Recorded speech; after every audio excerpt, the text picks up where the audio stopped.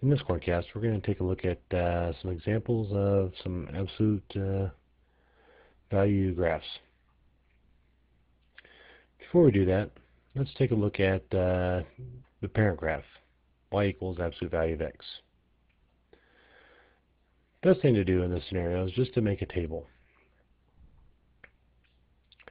The absolute value of negative 2 is going to be 2, so we're going to get negative 2, 2. Absolute value of negative 1 is 1, so negative 1 is going to be 1. Absolute value of 0 is 0, so that gives us the origin. Absolute value of 1 is 1, so we get 1, 1. And last but not least, the absolute value of 2 is 2, so that gives us 2, 2. And if we wanted to continue, the absolute value of 3 would be 3, and the absolute value of 4 would be 4. And same thing due to symmetry on the other side. Gives us this V shape right here. The absolute value graph ends up being basically two linear graphs. The y equals x over here to the right of the origin, and y equals negative x to the left of the origin. And so that would be the graph of our parent function. Now the graphs that we're going to take a look at use this graph right here, just like the word parent graph suggests, this is the parent and the rest of them are going to be children, so they're all going to have this appearance. We're going to use transformations to graph these functions a lot easier. We're going to try to get away from making a table every time. So if we look at the tendencies when we subtract a value from h, what it does is it moves the graph horizontally to the left or to the right. If we add a value outside the absolute value bars, it shifts the graph vertically up or down. And then last but not least, this a value, if we multiply the absolute value bars, it's going to do a couple of things. It could reflect the graph, which means it's going to point the graph down. It could stretch the graph vertically, or it can compress the graph vertically. So we're going to use these transformations here to help us graph, using our parent graph to graph these absolute value functions quicker.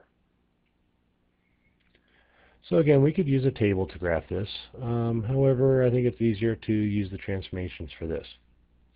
Our graph is going to start here at the origin. And if we look inside here, the x plus 2, this plus 2 here is going to shift the graph to the left 2. So that's going to move our origin to the left 2. Then this minus 4 outside of the absolute value bars is going to shift our graph down 4. Now, sometimes it gets a little confusing here. Remember, when it's inside the absolute value bars, it's going to go the opposite of the sign. When it's outside the absolute value bars, it's going to go with the sign. So right here, this is going to be our vertex.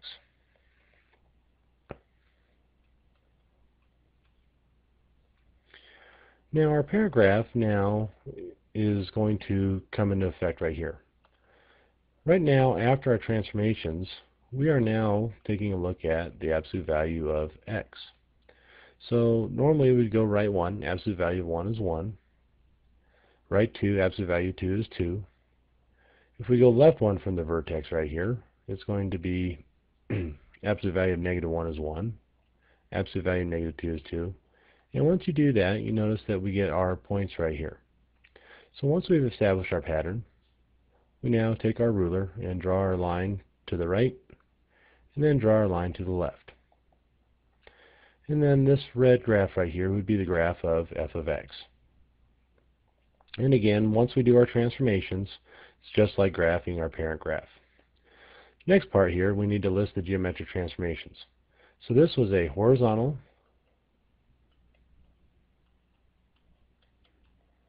shift, and from the origin we went left 2. And then we went from this green dot right down here, we went down 4, so this would be a vertical shift, down, 4. Then the last part in our example is identify the domain range. Well, the domain is actually pretty easy in this problem. The x values to the right are all values because the graph is going to continue going to the right. The graph is going to continue going to the left, so it's going to be all values to the left. So our domain is going to be all x values. And interval notation tells us negative infinity to infinity. Our range for this particular graph has a limitation. This graph is not going to go below negative 4. But since it touches right here, we're going to include negative 4. And then the arrows pointing up tell us that our range is going to go to positive infinity.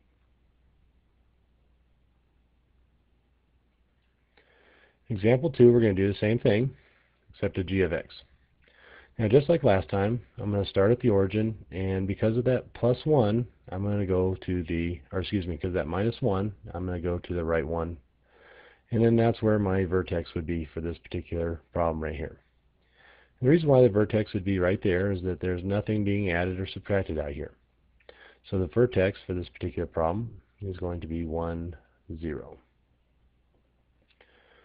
Okay, now let's take a look at the graph now. Once we have our transformation done, now this would be our parent graph right here.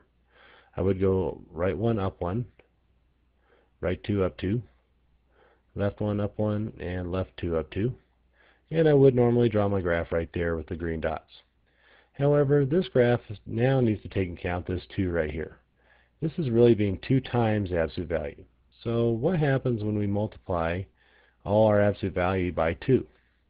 Well, this would normally be a 1 right here. Well, what's 1 times 2? 2. So instead of going right 1, up 1, I'm going to go right 1, up 2. And that's because I'm multiplying my parent graph by 2. Same thing over here. Normally I would be going up 2 if I went right 2. Well, 2 times 2 is, you guessed it, 4. So that means I need to go right 2, up 4. And so what that ends up doing is it ends up moving my points in this direction. Same thing on the other side. If I went left 1, instead of going up 1, I'm going to go up 2. Instead of going up 2 here, 2 times 2 is 4, so I'm going to go left 2, up 4. And what ends up happening is my graph now looks like the V shape is much closer together. Now what's going on here, once I establish my pattern, I draw my line right here, is something that's kind of interesting. My graph now, all these points went up by a multiple of 2. So what ends up going on here is these points are going up vertically. So what we call this is we call this a vertical stretch.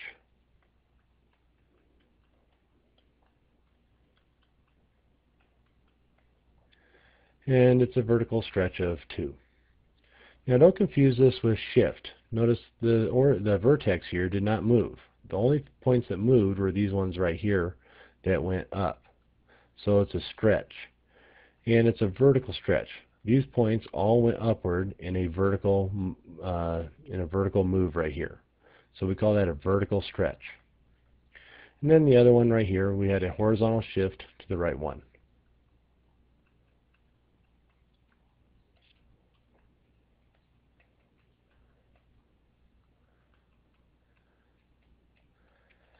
And again, the whole graph moved to the right one. So that's why it's a shift and not a stretch.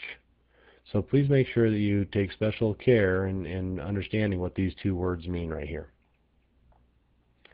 The domain, again, is going to be from negative infinity to infinity because this graph is still going to continue going to the right and left. The range, the lowest value here is 0, and since it touches, it's inclusive and goes to infinity because of the up arrows right there. So this example is a pretty important example because of this vertical stretch right here. And just note, whatever that number is, it's going to stretch those up by a multiple of whatever that value is. If it was 3, all these would be being multiplied by 3 instead of 2.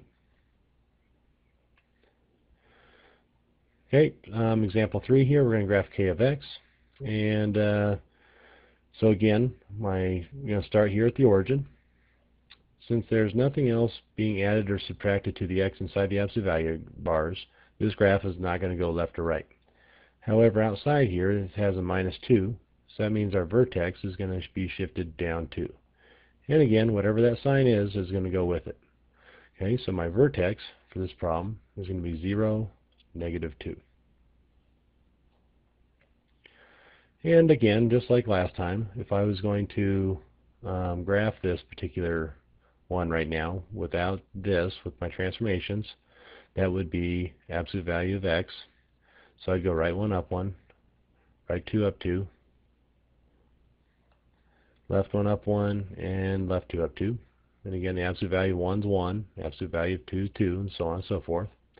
So that would be my graph right there. However, what I got here is a situation where now I have a negative right here. And that's going to be a reflection. So let's talk a second about what happens with that. Reflection now, instead of going right 1 up 1, now I'm going to go right 1 down 1. Instead of going right 2 up 2, I'm going to go right 2 down 2. And same thing with the left of the vertex there. So now, because of this minus sign right here, my graph is now going to point down. And that's why we call it a reflection. So the first transformation is going to be a reflection.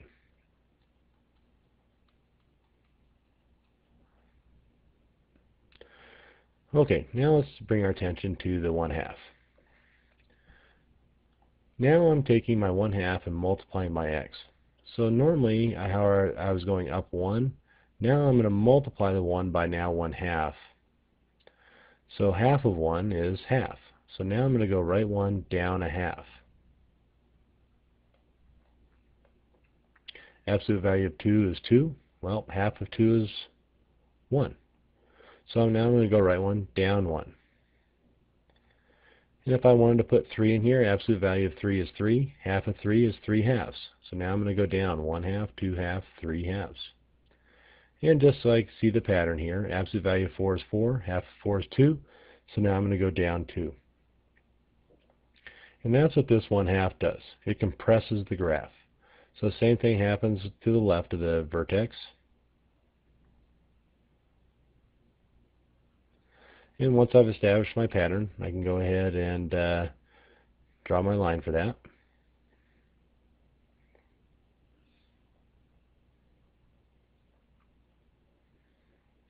And let's just take a second and talk about what happens right here. This 1/2 here is a vertical compression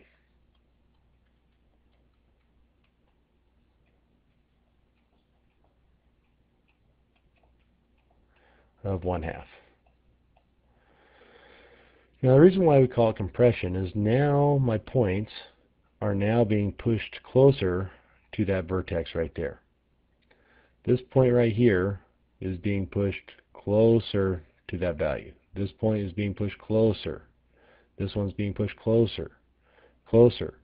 Closer by how much? Well, it's being by a multiple of 1/2. So every point is now half as close to my vertex here in a vertical direction.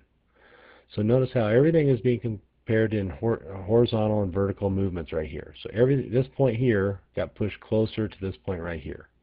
This point got pushed to this point right here.